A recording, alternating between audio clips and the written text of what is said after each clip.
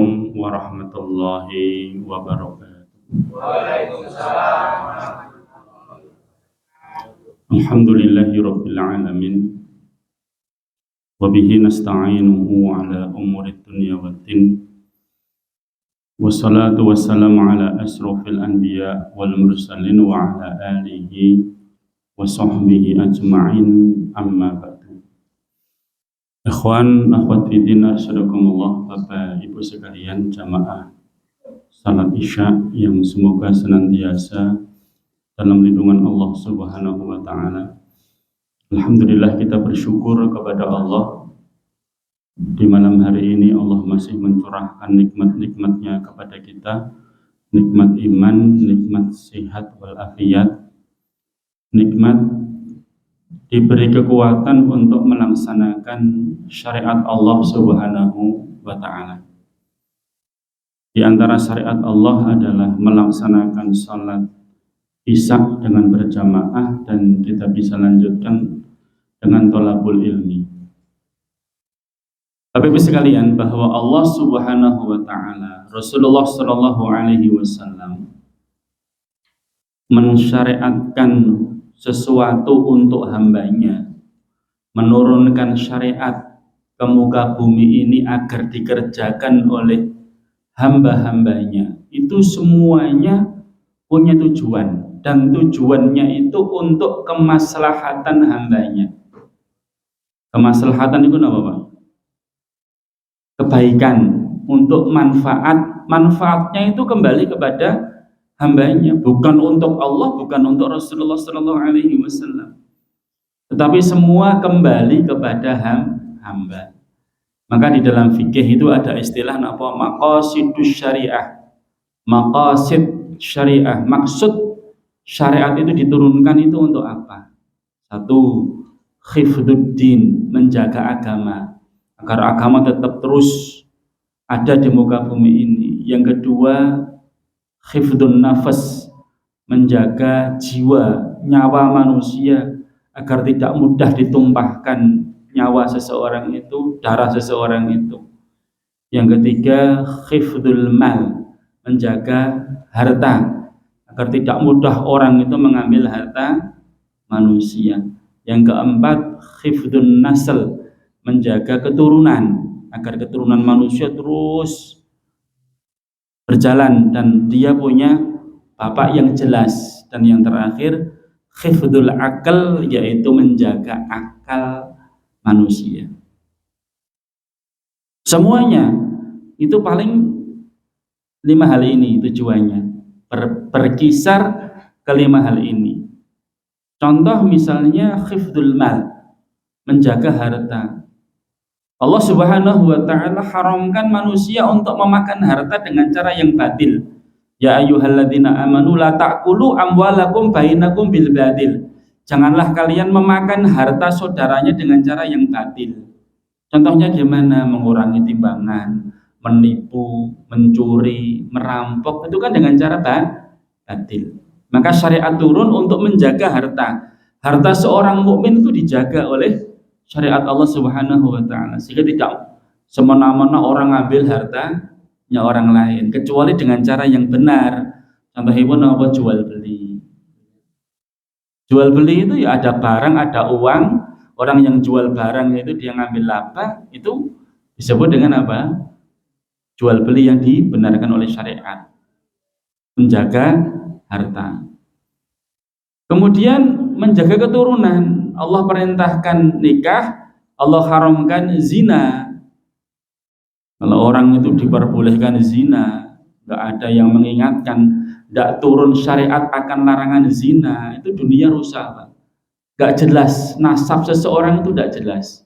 Satu orang perempuan dizinai sama 3 orang, terus hamil, iki bapaknya sopo gitu. Caranya mirip Pak, diundi gitu. Era diundi ya didelok, yang paling mirip karo bocah iki sapa gitu kan. Lah kamu harus tanggung jawab. Itu nikah jahiliyah pada zaman dahulu seperti itu. Orang perempuan dihubungi 10 orang, pas hamil melahirkan 10 orang dikumpulkan, terus si ibu si bayi tadi itu menentukan siapa bapaknya si bayi ini. Kenapa? Karena nggak jelas. Maka di dalam Islam itu ya satu laki-laki, satu perempuan. Ya nggak bisa satu perempuan banyak laki-laki. Itu namanya perzinaan. Cara Allah Subhanahu wa taala menjaga keturunan dengan cara memerintahkan nikah dan melarang zina. Khifdul akal, menjaga akal. Gimana caranya? Allah Subhanahu wa taala melarang hambanya untuk meminum minuman keras, meminum minuman khamr, meminum minuman yang memabukkan. Kalau orang sudah mabuk maka akalnya itu hilang. Kalau orang sudah mabuk maka akalnya hilang. Kalau orang sudah akalnya hilang maka segala bentuk kemaksiatan akan dia kerjakan. Makanya Utsman bin Affan mengatakan istanibu al-khamra fa innahu miftah kulli syarrin. Jauhilah minuman khamr, minuman keras, miras, karena itu miftah. Kenapa miftah? Kunci. Kulli syarrin, segala bentuk kerusakan, segala bentuk kemaksiatan, segala bentuk dosa itu berawal dari minuman keras. Utsman bin Affan mengisahkan ada salah seorang laki-laki dipanggil seorang perempuan yang cantik, dimasukkan ke dalam kamar, ditutup rapat. Dijebak, kamu tidak akan bisa keluar dari tempat ini kecuali harus memilih 3 hal ini. 1, berzina dengan saya. 2, kamu bunuh anak ini. Di situ ada anak kecil, di sampingnya ada pedang, kamu bunuh anak ini. Dan yang 3, kamu minum khamr. Nah, jangan kan milih sing pundi, Pak? Zina, bunuh, atau minum minuman keras? Milih sing pundi, Pak? Orang milih. Kalau pernah saya tanyakan kepada salah seorang jamaah pengajian saya itu, depan sendiri milih, ya milih zina no penak. Astagfirullahaladzim. Kalau orang dia masih punya akal, dia masih punya hati, tidak mungkin dia pilih zina. Kenapa? Dia mendolimi orang lain.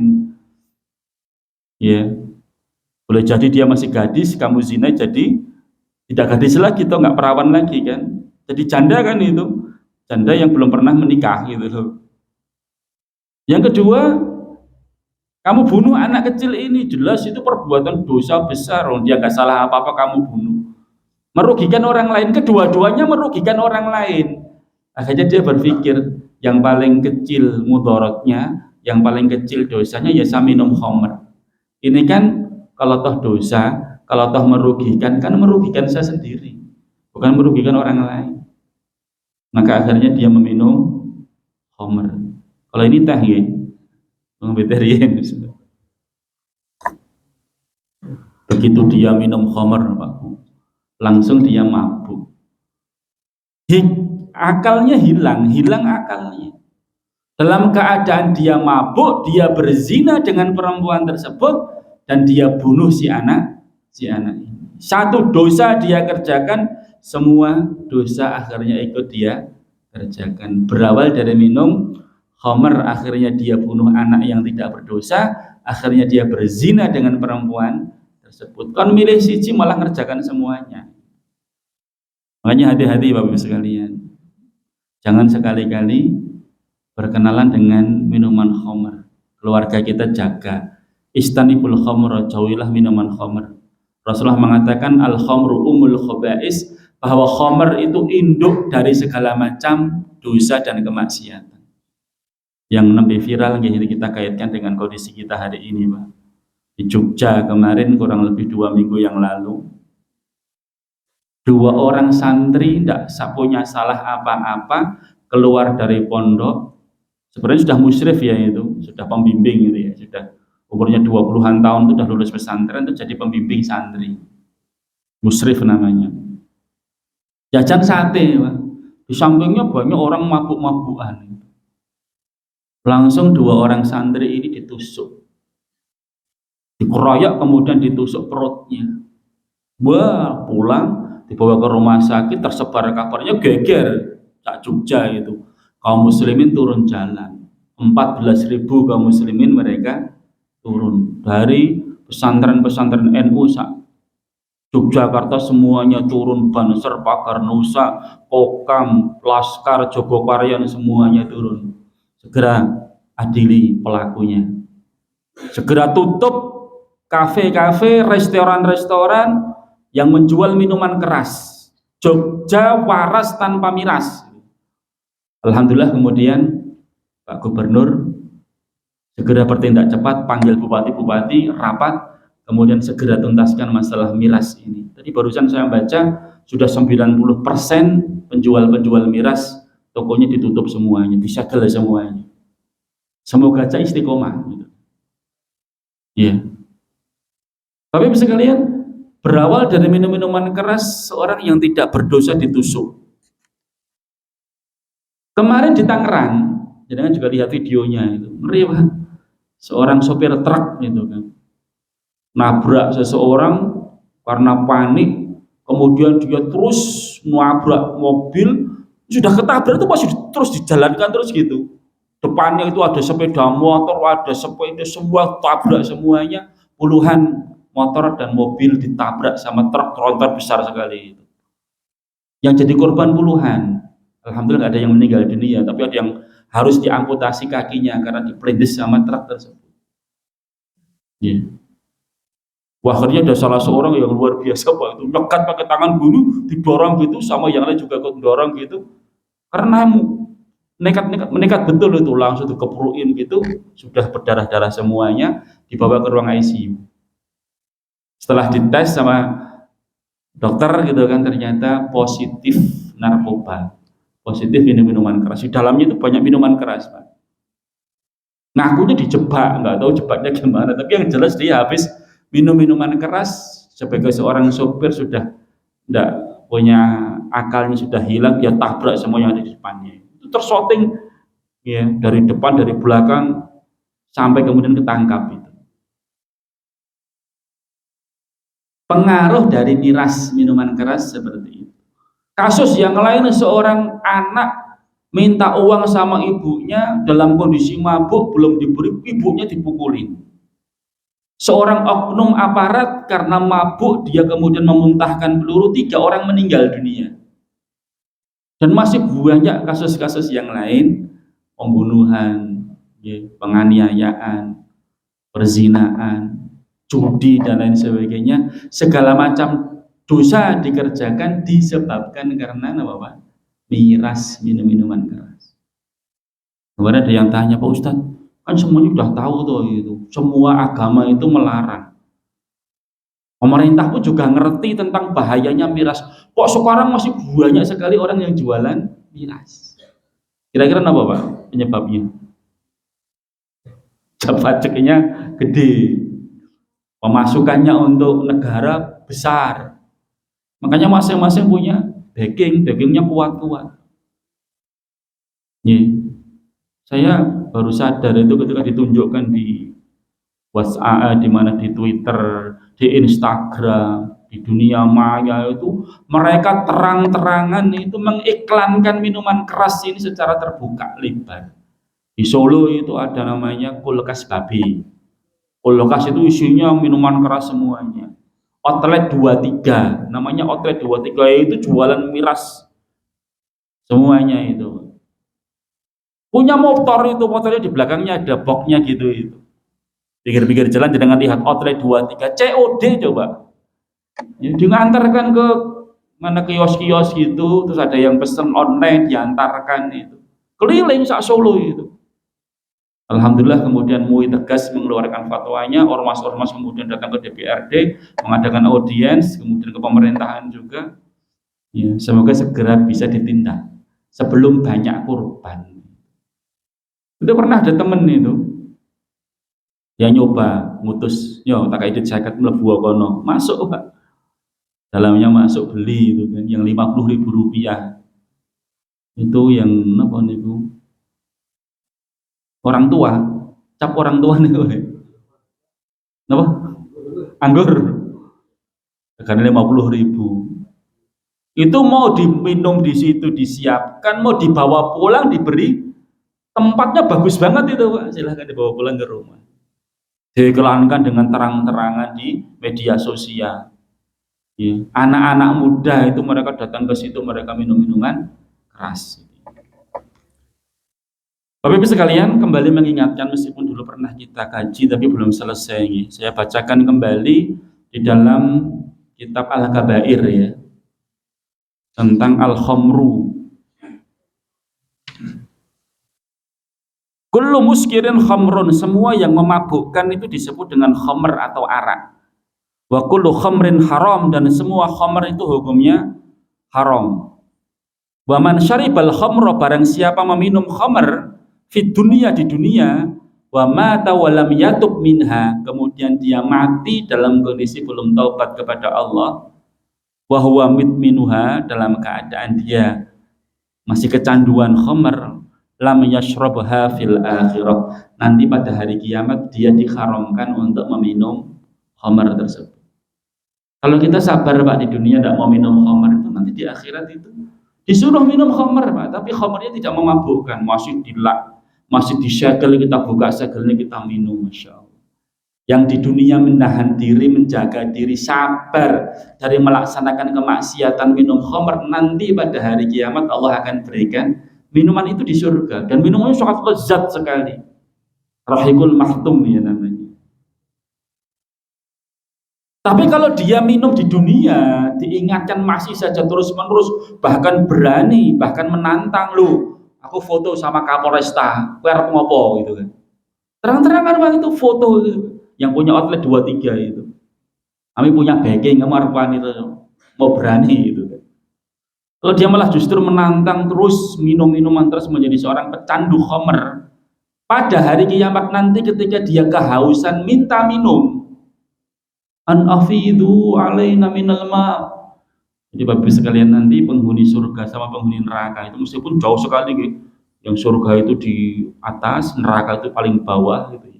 Tapi dengan kehendak Allah mereka bisa bertemu. Nah, yang masuk neraka bilang sama penghuni surga, an afidu alaina minal ma. Mas, mbok tulung tuh aku dikai wedang sithik wae. Satu tetes saja untuk bisa basahi kerongkongan. Apa jawabannya penghuni surga? Innallaha harramahum 'alal kafirin. Sesungguhnya Allah mengharamkan keduanya kepada orang-orang kafir. Minuman haram, makanan juga haram. Mereka minta makan, diberi makanan yang bernama zakum. Zakum itu bukan makanan berduri dimasukkan dalam mulut, menghancurkan perutnya, lambungnya itu hancur. Minta air, mereka diberi apa? Nanah, diberi darah. Bahkan di dalam riwayat yang lain di sini disebutkan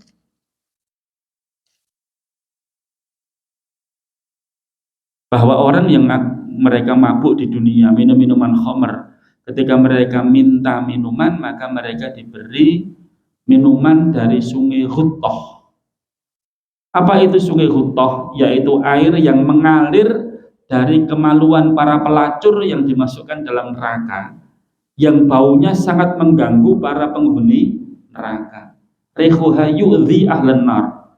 Baunya, cairan yang keluar dari kemaluannya pelacur tadi itu membuat penduduk neraka itu semakin tersiksa.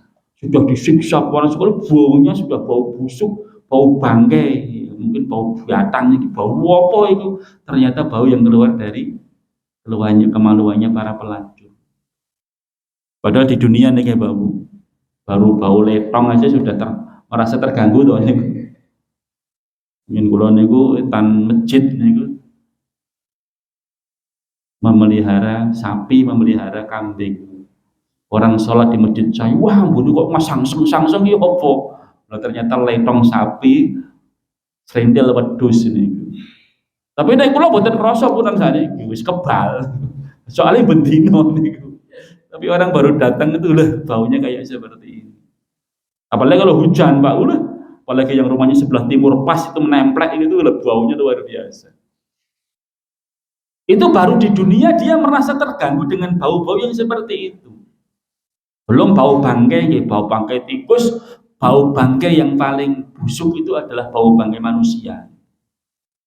Bau bangkai manusia. Makanya beberapa tahun yang lalu, jangan mungkin lewat desa Nduwet. Desa Nduwet itu sebelah selatannya Waro itu. Sampai hari ini sudah berapa puluh, sudah 5 tahunan ada itu. Rumah itu masih kosong Pak, masih sepi. Jangan masih teringat pembantaian satu rumah itu, satu keluarga itu dibantai malam hari gitu ya. Datang karena sudah dianggap seperti keluarganya sendiri, datang tengah malam ya dibukakan pintunya sama istrinya, "Sik ya yuk aku tak nang buri sik nang kamar mandi yo kono." Ternyata keluar dari kamar mandi diambil pisau, langsung istrinya, teman karibnya tersebut sudah dianggap seperti keluarganya itu langsung dibunuh. Teriak-teriak suaminya bangun kan masih terhuyung-huyung, tusuk juga. Jatuh. Anaknya 2 bangun langsung tusuk satu persatu. 4 orang dalam satu rumah terbunuh semuanya. Yang besar masih SD, yang kecil baru TK. Langsung ditutup pintunya Pak, itu masuk darah bersimbah itu ditutup pintunya. Beberapa hari itu nggak ketahuan. Sampai akhirnya tetangga-tetangga itu mau berangkat ke masjid, wah bunuh kok kayak mau batang tuh itu. Oh batang iwak, po iwake nang kolam apa udah mati. Dilihat ternyata kok ikannya nggak ada yang mati, kok semakin dekat ke rumah kok baunya semakin menyengat. Dibuka, kaget, 4 orang sudah terkapar di situ dengan darah sudah mulai mengering itu. 2 atau 3 hari Pak, itu baru ketahuan. Itu baunya jelas luar biasa itu. Itu temannya yang bunuh itu Pak, ya sempatnya ikut evakuasi, datang ke situ ikut mengangkat jenazah, santai banget, seperti pembunuh berdarah dingin itu. Akhirnya dari Polsek Mbake langsung segera bergerak itu. Alhamdulillah 1 kali 24 jam langsung ketemu pelakunya. Dicari siapa yang terakhir kali pinjam mobilnya. Langsung orang bilang di sana orang Waru gitu kan, langsung dipanggil. Mestinya dipanggil untuk jadi saksi, tapi ternyata pelakunya dia. Sudah akhirnya di penjara, kemudian di sidang itu ditahan, terus di sidang itu hukumannya hukuman mati. Tuntutannya semuanya mati, udah membunuh 4 orang dalam satu keluarga. Kenapa yang memberatkan? Yang memberatkan karena dia telah memutus tali keturunan. Dan nggak punya keturunan lagi Pak itu. Kalau yang dibunuh bapak sama ibunya, anaknya masih bisa keturunan kan. Kalau yang dibunuh anaknya, bapak sama ibunya masih bisa punya keturunan. Tapi 4-empatnya dibunuh semua. Sampai hari ini saya berapa kali lewat terus itu kan, masih kosong Pak, nggak ada yang berani nempatin. Mungkin bapak-bapak ada yang mungkin berkenan mau beli di sana Pak, itu mungkin harganya murah Pak. Padahal ya ora apa-apa lho ndek begimu khawatir nanti datangin gitu kan. Ya ora mungkin gitu kan. Tapi ya ternyata ketakutan betul, nggak ada yang berani. Kalau sudah diwakafkan ke pesantren, ternyata bukan untuk santri tapi untuk ustadznya, tempat tinggal. Cuma beberapa hari setelah itu tidak kerasan, sudah pindah lagi. Kosong belum sekarang ini. Yes. Mungkin ibu ada yang mau tinggal di sana Bu, nanti tak tembung ke Bu. Bu, nanti kalau dipripeni piye? Nggak mungkin dipripeni Pak Bu. Roh mereka itu sudah berada di alam barzah, beda dengan alam dunia. Apa dulu teko itu ora mungkin. Itu setan, mungkin setan yang pengen menggoda manusia. Jadi siapa yang meminum di dunia maka diharamkan untuk meminumnya nanti di akhirat. Kemudian Rasulullah Shallallahu Alaihi Wasallam juga bersabda terkait dengan minuman keras ini. Salah satu qad haramallahu alaihimul jannata. Ada 3 orang, ada 3 golongan di mana Allah Subhanahu wa taala mengharamkan baginya surga.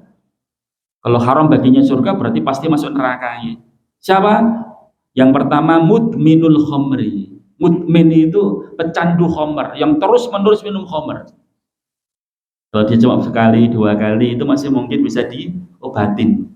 Tapi kalau sudah menjadi pecandu lah, sulitnya luar biasa untuk bisa keluar. Kalau sudah tobat nanti ketemu sama komunitasnya lagi, kumat lagi Pak. Kayak rokok nih Pak, yang sudah pernah merasakan rokok ini wis kecanduan ini, wah ninggalkannya angel. Saya punya saudara itu ketika masih mudanya itu perokok hebat, sampai rokok bentul, jarum, semacam-macam itu dijajar itu di mana di kamarnya gitu. Saat di tembok itu diajar banyak sekali itu, ratusan itu. Akhirnya nikah, kemudian dia bisa berhenti. Bertahun-tahun bisa berhenti, Pak, puluhan tahun. Ketemu sama komunitasnya, teman-temannya udah ngerokok, ngerokok lagi sekarang. Berawal dari ini gue Pak, rokok herba katanya. Ada rokok herba loh, kabeh rokok jenenge yo herba to yo. Kan rokok herba itu kan dari tumbuhan toh, Pak. Gitu. Bako itu kan juga dari tumbuhan toh itu. Jadi ini rokok yo herba itu. Rokok herba. Akhirnya sampai sekarang masih minum, masih apa? Rokok. Tapi kalau rokok ini kan hukumnya kan masih diperselisihkan gitu. Tapi kalau minuman keras jelas-jelas diharamkan oleh Allah Subhanahu wa taala. Saya sebutkan tadi itu beratnya, sulitnya kalau sudah kecanduan gitu. Kalau sudah kecanduan minuman keras ya mudminul khamri. Satu, orang yang kecanduan minuman keras haram baginya masuk jannah. Wal aquli walidayhi. Yang kedua, orang yang durhaka kepada kedua orang tuanya. Tadi malam itu saya di WA sama salah seorang tetangga saya dulu. Ustadz, saya kok gak bisa memahami pernyataannya Gus Bahak ya. Tapi itu, ini loh, dia terus posting. Gus Bahak ngomong, anak yang paling banyak dosanya itu yang tinggal bersama dengan orang tuanya. Sedangkan sepakat apa betul, Bu? Anak yang paling banyak dosanya itu yang tinggal bersama dengan orang tuanya. Tetapi dia yang paling beruntung nanti di akhirat. Ya, jangan yang sudah pernah merasakan tinggal bersama dengan orang tua sudah sepuh gitu. Wah, luar biasa beratnya. Kadang-kadang salah paham, kadang-kadang padu sama orang tuanya, kadang-kadang dituduh macam-macam, kadang-kadang kita sudah ngalah-ngalah sama orang tua masih disalah-salahkan. Jadi saya lihat ada video atau konten atau beneran tapi jelas betul-betul itu seorang sudah ibu-ibu itu dia punya ibu kan sudah sepuh sekali gitu. Mungkin ya kurang normal gitu, mungkin sudah sepuh-sepuhnya itu diberi makan itu enggak Bu dimaem enak boten malah dilepas dilempar pakai makanannya tadi itu terus disisirin malah didoni cuk cuk cuk cuk astagfirullahaladzim dandiani berarti itu sih didani malah didoni aku gitu kan ya. Jadi maksudnya itu memang ujiannya berat, ujiannya besar kalau hidup bersama dengan orang tua. Tetapi itu pilihan. Orang anak yang dipilih oleh Allah Subhanahu wa taala yang pahalanya paling banyak maka nanti paling beruntung di akhirat. Nah, Rasulullah mengatakan bahwa orang tua itu pintu tengah surga. Ya. Orang tua itu adalah pintu yang paling tengah nanti ketika jenengan masuk ke dalam surga. Nah kalau kamu pengen silahkan kamu mendapatkan keridhaan dari orang tua, tapi kalau kamu pengen silahkan kamu sia-siakan. Maka bersyukurlah kepada Allah yang mendapatkan ujian, ya meskipun berat tetapi banyak pahalanya. Ngopeni wong tua yang sudah sepuh, memang berat gitu. Kalau sudah sepuh itu nek wong Jawa ngomong 5B gitu nanti. Motone wis blawur, kupinge wis budek, terus batuk-batuk, nek pun batuk niku beol kali beser. Itu kalau nggak sabar itu orang tua dimarah-marahin, disentak-sentak, padahal mengucapkan kata aja tidak boleh. Mengatakan aja tidak boleh. Kalau sampai nyentak-nyentak orang tuanya sampai nangis, kok bu aku bu sentak-sentak ki ngopo gitu. Isi orang tua itu ngopeni kita begitu sabarnya, tapi kita ngopeni orang tua barang 5 tahun, 2 tahun, 3 tahun, paling banter mungkin 5 tahun itu sudah gresulane terus setiap hari.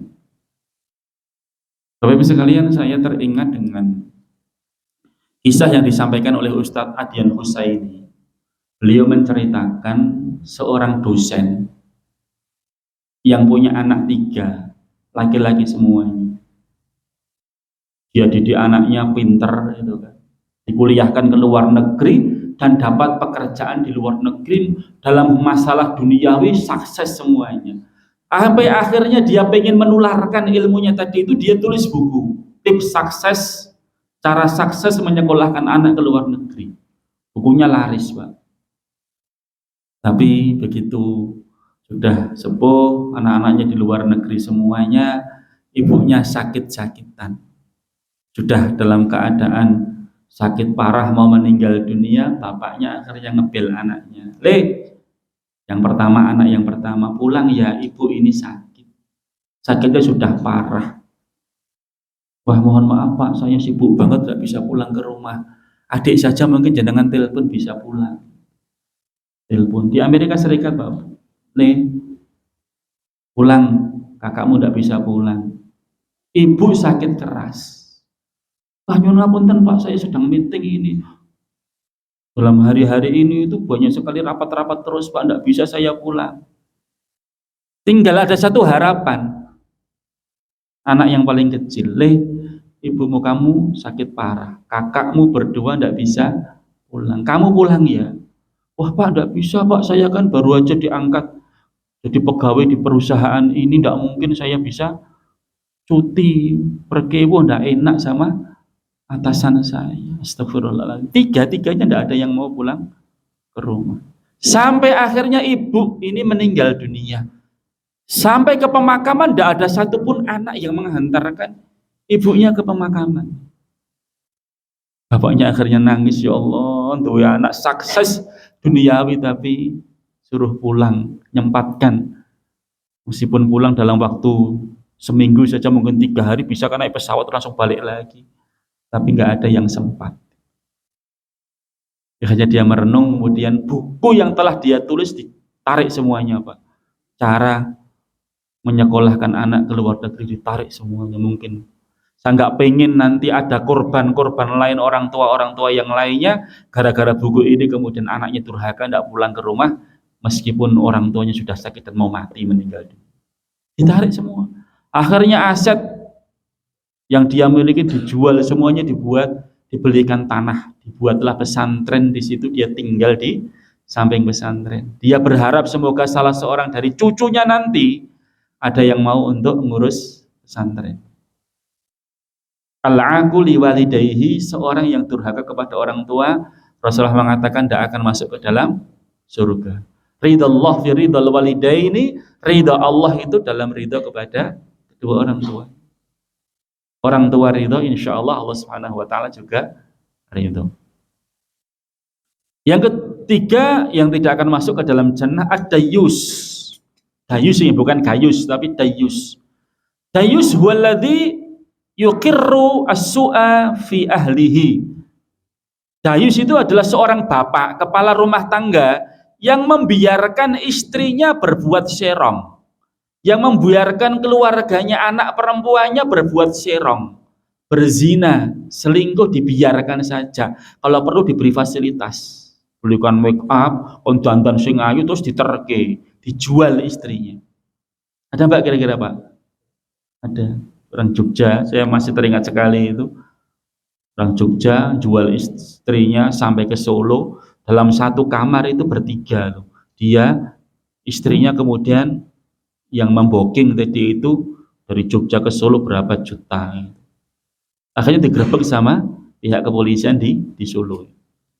Dayus. Atau membiarkan anak perempuannya berzina, atau membiarkan mereka dolan kemanapun nggak diperhatikan.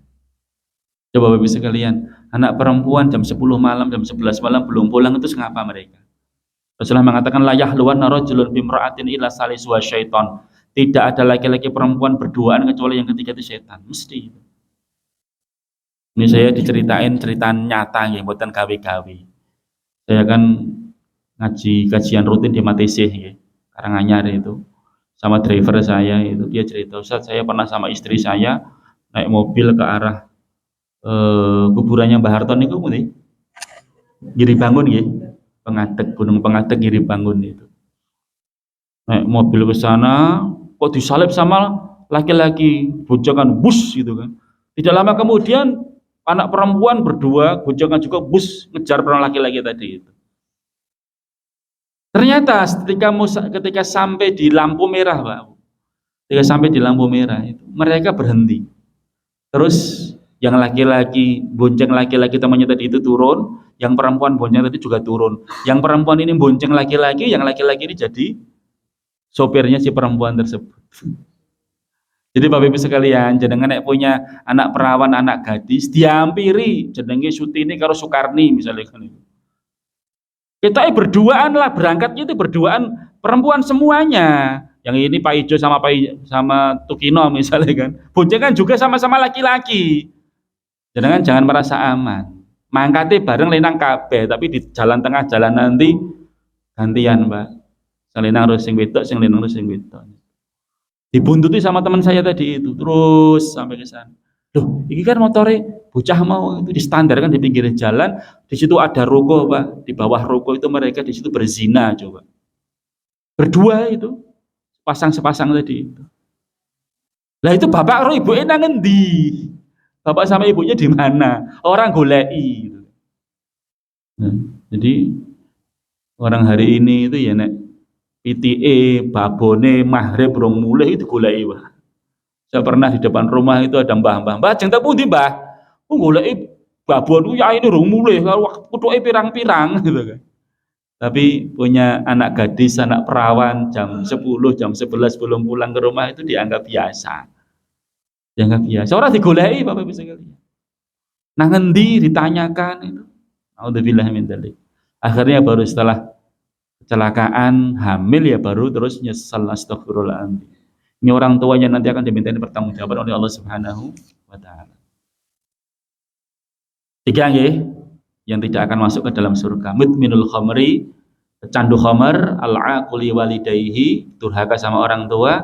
Yang ketiga dayus.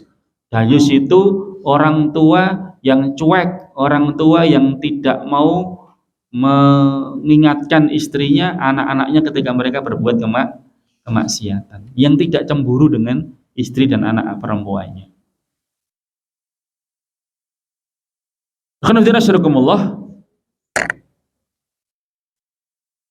Kemudian di dalam hadis yang lain disebutkan bahwa Rasulullah Shallallahu Alaihi Wasallam itu melaknat khamr.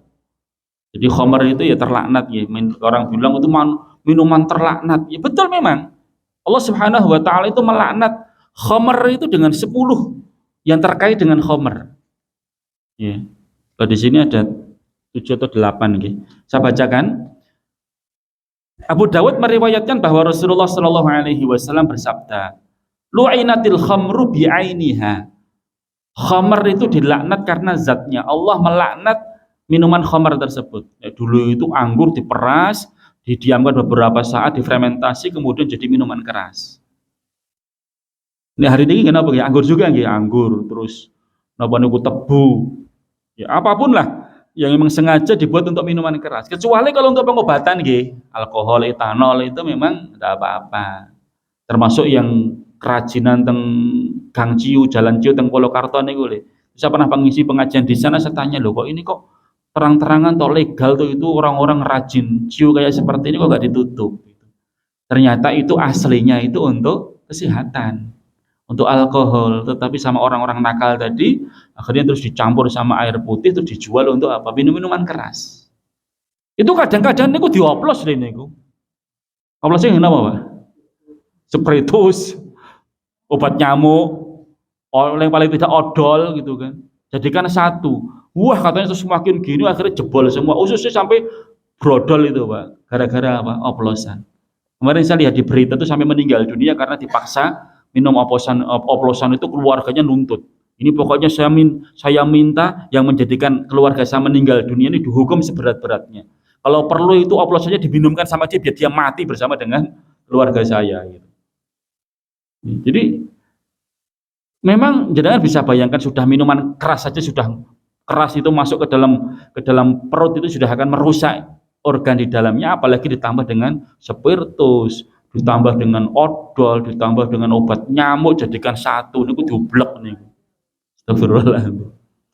Padahal gara-gara minuman keras saja Bapak Ibu sekalian, khamr saja itu kemarin teman saya cerita, ketika orang mati gara-gara minuman keras itu diotopsi Bapak Ibu sekalian, hatinya itu hitam.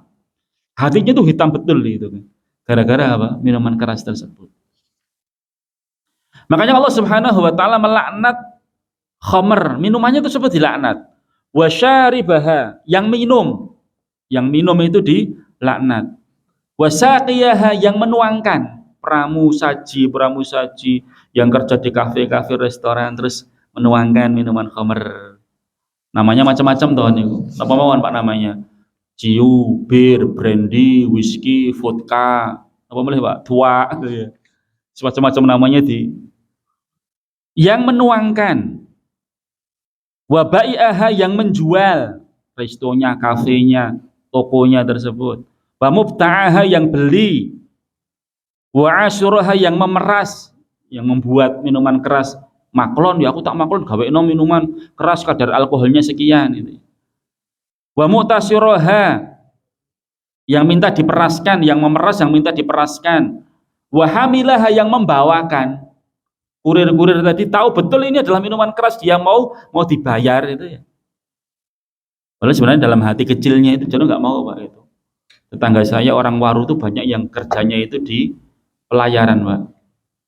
Makanya kan orangnya kaya-kaya, tanahnya luas-luas itu. Tapi ya 3 bulan, 4 bulan, 6 bulan itu tidak pulang-pulang, nanti 2 minggu balik lagi, pelayaran lagi. Lah pas di masjid dia cerita sama saya, Pak saya jano yo kerja gini-gini itu jano yo wis manganati kok Pak. Manganati gimana yo? Bertolak belakang dengan keyakinan saya, dengan nurani saya. Lah gimana? Lah jenengan tahu sendiri kapal pelayaran itu orang-orang yang buang-buang uang kok.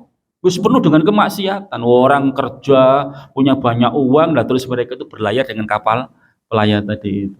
Mau kapalnya bagus, di dalamnya itu ya ada perjudian, ada joget-jogetan di situ, perzinaan, minum-minuman keras itu.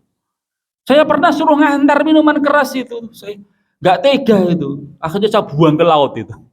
Saya buang ke laut. Tapi dia dibuang ke laut terus ya terus piye kondangan malah saya yang dibuang ke laut nanti malah mati gitu. Ya akhirnya nggak mau ya mau itu. Menyiapkan minuman keras di kafe-kafe, di hotel-hotel. Hotel di dalam kapal besar Pak itu, kapal pesiar itu. Orang-orang barat di situ, orang-orang bule gitu ya. Orang-orang Indonesia pun juga banyak. Lah duit itu turah-turah Pak. Gajinya itu ratusan juta, miliaran itu kan. Ya harus tinggu apa? Kalau bukan untuk maksiat, minum-minuman keras, judi atau main wanita. Makanya berat Pak ujiannya orang kaya raya, duit itu turah-turah nih Pak. Maka ibu-ibu jangan berharap bojo jenengan itu juga belegedu. Nanti khawatirnya malah justru kalau nggak judi, minum-minuman keras ya terus berzina. Lah duit harus tinggal benar seperti itu. Kalau orang tidak beriman kepada Allah Subhanahu wa taala. Kalau orang beriman takwa kepada Allah Subhanahu, orang soleh ya gunakan untuk infak, sedekah, infaknya nyaho 10 juta, 200 juta, 300 juta, setengah miliar itu biasa itu. Nggih. Lah apa kalau tidak untuk sanggup nanti ke akhirat ya sudah ini. Wong ini bukan harta saya, ini sebagiannya untuk mereka fakir miskin, orang-orang yang membutuhkan. Ya, Masya Allah itu kalau ada orang kaya seperti itu. Ya. Yang membawa dilaknat, yang memerintahkan untuk membawanya, tolong ya cok udah di sini ya sama terlaknat. Wa akilu thamaniha, dan semua yang ikut menikmatin hasil daripada minuman keras tersebut, termasuk yang menerima sogoan, termasuk yang dapatkan ya tadi itu pajak paling besar itu dari minuman keras itu, semuanya. Alhamdulillah min dzalik. Karena fitina syarakumullah Bapak Ibu sekalian. Ini saya bacakan dalam kitab Al-Kabair Imam Adz-Dzahabi. Ngeri banget gitu. Ulama dulu itu sampai tegas sekali kepada para peminum khamr ya. Kepada orang-orang yang suka minum minuman khamr. Abdullah bin Amr bin As, anaknya salah seorang sahabat yang bernama Amr bin As ya. Beliau berkata, janganlah kamu mengunjungi para peminum khamr dikala mereka sakit. Jadi kalau mau nengok orang sakit itu tanya dulu, yang sakit sopo? Yang sakit Ustaz Qadri ditindiki gitu ya wong Ustaz. Oh sing loro peminum khamr biasanya nongkrong di pinggir dalan mabuk-mabukan, ngantek teleleran gitu kan, sampai enggak sadarkan diri. Kalau sakit, Abdullah bin Amr bin As mengatakan jangan kamu tengok. Biar menjadi pelajaran yang lain, loh ini loh orang suka minuman khamr sakit gak ada yang mau nengok. Imam Bukhari berkata, Ibnu Umar menyampaikan, Ibnu Umar itu putranipun Umar bin Khattab nggih. Umar bin Khattab punya anak namanya Abdullah, dia mengatakan, janganlah kamu memberi salam kepada para peminum khamr. Ya, lewat itu Pak Neta wae ini. Ini juga sebagai peringatan agar dia tobat dari minum khamar. Tapi kalau masih memungkinkan diajak, didakwahi, dikandani, bisa diajak sholat, tidak apa-apa. Ya, ini yang sudah pecandu, yang sudah menentang, yang sudah memusuhin orang-orang yang di masjid itu muatannya wabang, malah gawa celurit gitu kan. Ngucapke salam aja mbok jawab. Ya. Itu menurut Ibnu Umar radhiyallahu anhu. Kemudian Rasulullah Shallallahu Alaihi Wasallam juga bersabda, janganlah kalian duduk bersama para peminum khamar. Jelas-jelas di situ ada orang minum khamar, kita cuma diam tok, nggak ngingatkan. Itu Rasulullah mengatakan dalam hadisnya seperti syaitanun akhras, seperti setan yang bisu. Ya meskipun cuma jaga malam itu kan, di pos kamling, tapi kalau dia itu minum minuman khamar jenengan diam tok, ya pergi kalau nggak mampu untuk mengingatkan. Kalau kamu di situ diam saja berarti merestui perbuatan dia. Jangan duduk bersama peminum khamar, jangan mengunjungi para peminum khamar yang sakit, jangan tengok mereka ketika sakit, jangan iringi jenazah mereka, jangan antar jenazahnya kalau mati. Sesungguhnya pada hari kiamat kelak, peminum khamar itu akan datang dengan wajah yang hitam legam. Wajahnya hitam kelam gitu. Kemudian lidahnya menjulur sampai ke dadanya, sampai ke sini. Air liurnya mengalir menjijikkan setiap orang yang melihatnya, sehingga semua orang yang melihatnya akan tahu, dia itu peminum khamar. Jadi karena ciri-ciri seperti itu, semua yang seperti itu ini peminum khamar untuk lomba jadi satu Pak itu. Ya. Nah, bagaimana kalau untuk obat? Rasulullah mengatakan, innallaha lam yaj'al syifa'a ummati fima harrama 'alaiha. Allah tidak menjadikan kesembuhan seseorang itu dengan mengkonsumsi yang haram. Kalau masih ada yang halal ya pakai aja yang halal. Pak, boleh nggak itu menyembuhkan dengan cindil tikus terus dilek gitu kan? Jelas tikus itu haram. Nggak boleh, hukumnya haram. Kecuali kalau dalam kondisi darurat, kalau nggak makan mati, dia boleh. Bahkan makan mengkonsumsi babi aja diperbolehkan. Tapi kalau enggak ya enggak boleh. Bapak Ibu sekalian, ada sebuah kisah yang disebutkan oleh Imam Az-Zahabi tentang akibat dari minum-minuman keras ya. Pada suatu hari Fudail bin Iyad, salah seorang tabi'in gitu, datang ke rumah muridnya untuk menengok ketika dia dalam keadaan sakit. Ustadznya namanya Fudail bin Iyad ini datangi santrinya, muridnya, katanya sakit. Ternyata sakitnya itu sakit sakaratul maut Pak, sudah mendekati kematian. Kemudian beliau mentalkinkan kalimat syahadat, asyhadu an la ilaha illallah, la ilaha illallah. Dan jangan mau mentalkin orang mau meninggal dunia gitu, pelan-pelan, jangan cepet-cepet, kasihan yang mau mati itu nanti kesulitan, karena pada waktu itu dia merasakan keberatan yang luar biasa. Ditalkin itu, cara mentalkin orang yang mau meninggal dunia itu pelan-pelan Pak, jangan tergesa-gesa. Bu, Pak, ucapkan la ilaha illallah di telinganya pelan-pelan. La ilaha illallah, diberi jeda biar dia ngikutin kita dulu. La ilaha illallah, jangan langsung la ilaha illallah, la ilaha illallah, la ilaha illallah, bingung malah nggak bisa. Atau malah jangan ngomong bah, nyebut bah, nyebut bah, nyebut. Dia nggak mudeng, bingung malah. Akhirnya yang keluar but, nyebut, nyebut. Kenapa? Dia akan mengucapkan apa yang dia dengar. Mengucapkan la ilaha illallah. Talqinnya seperti talqin la ilaha illallah. Lah ditalqin itu Pak, ini muridnya Fudail bin Iyad tidak mau mengucapkan. Bahkan dia mengatakan, aku tidak mau mengucapkannya dan aku berlepas diri darinya. La aku luha wa ana bariun minhu. Aku tidak akan mengucapkannya. Wah, ucapan kayak gitu, dan aku berlepas diri dari ucapan tersebut. Maka Fudail bin Iyad kemudian keluar dari tempat tersebut sambil menangis. Astagfirullahaladzim, ya Allah, kok muridku sampai-sampai suruh mengucapkan la ilaha illallah nggak bisa ngomong. Setelah beberapa saat, ya, akhirnya muridnya itu meninggal dunia, Pak. Dikubur beberapa hari kemudian. Fudhal itu dia bermimpi melihat muridnya. Ya, ini Bapak Ibu sekalian, pernah nggak ada di antara jenengan yang pernah bermimpi ketemu dengan orang yang meninggal dunia? Pernah nggak? Mungkin nggak orang yang masih hidup dalam mimpinya bertemu dengan orang yang sudah meninggal dunia? Mungkin. Kemarin saya nguji skripsi, Pak. Skripsi mahasiswa Mahat Ali An-Nur itu judulnya pertemuan roh orang yang yang masih hidup dengan orang yang sudah meninggal dunia di alam mimpi. Tapi di alam mimpi loh nih loh. Tapi kalau langsung tak mungkin itu rohnya datang kejuluk gitu kan. Mesti dalam keadaan sihat walafiat, dalam keadaan berjaga tidak mungkin. Tapi kalau dalam tidur mungkin bertemu dengan nenek kita, kakek kita, orang yang sudah meninggal dunia. Banyak sekali kisah-kisah nyata yang mereka ditemui dengan orang-orang yang sudah meninggal dunia, berada di tempat yang sangat indah, nyaman gitu. Lah dia ketemu dengan muridnya tadi yang ditalkin la ilaha nggak bisa tadi. Itu dia sedang disyarat menuju ke neraka. Maka Fudail bin Iyad bertanya, kasihan kamu wahai fulan, apa yang menyebabkan sampai Allah mencabut ma'rifah dari hati kamu sehingga kamu tidak bisa mengucapkan la ilaha illallah? Maka si murid menjawab, wahai Ustadz, dulu saya pernah sakit. Kemudian saya datang kepada seorang tabib, seorang dukun. Lah tabibnya tadi bilang, kalau kamu pengen sembuh, caranya cuma satu.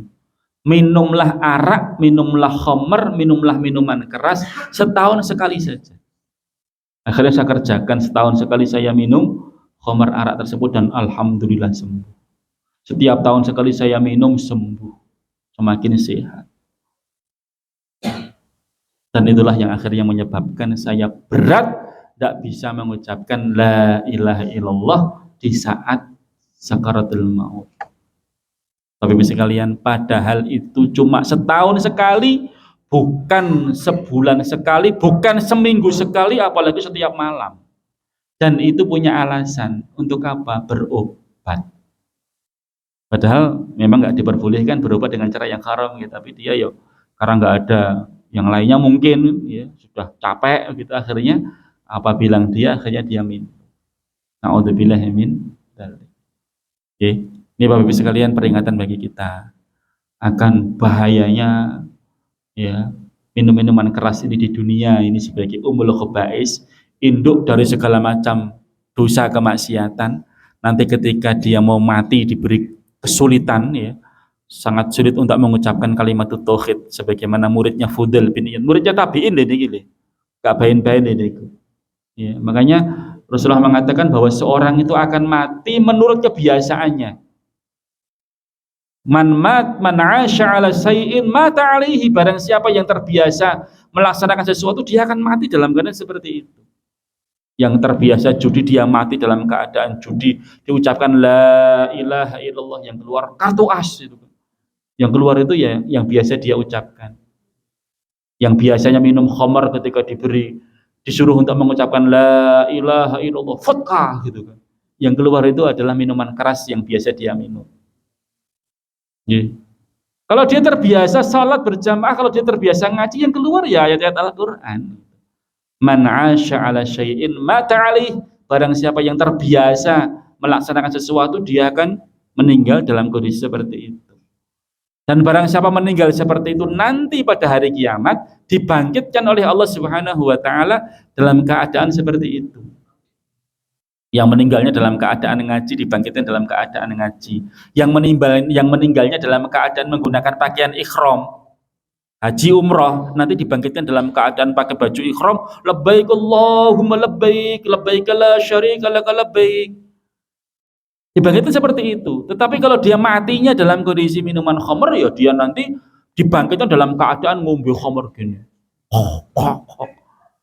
Kalau dia meninggal dunia dalam keadaan bunuh dirinya dengan apa ya? Nanti pada hari kiamat dibangkitkan dalam keadaan bawa pisau ditusuk-tusukkan, atau dia itu terjun dari lantai atas, atau dia minum apa racun, terus seperti itu. Itu sabda Rasulullah SAW. Dia akan dibangkitkan oleh Allah Subhanahu Wa Taala, tergantung dulu matinya kayak apa. Na'udzubillahimin dzalik. Semoga Allah Subhanahu wa taala memberikan kemudahan-kemudahan kepada kita untuk melaksanakan amal saleh, istiqamah sehingga kita mendapatkan husnul khotimah. Amin ya rabbal alamin. Kita tutup dengan kafaratul majlis. Subhanakallahumma wa bihamdika asyhadu an la ilaha illa anta astaghfiruka wa atubu ilaik. Walhamdulillahirabbil alamin. Assalamualaikum warahmatullahi wabarakatuh.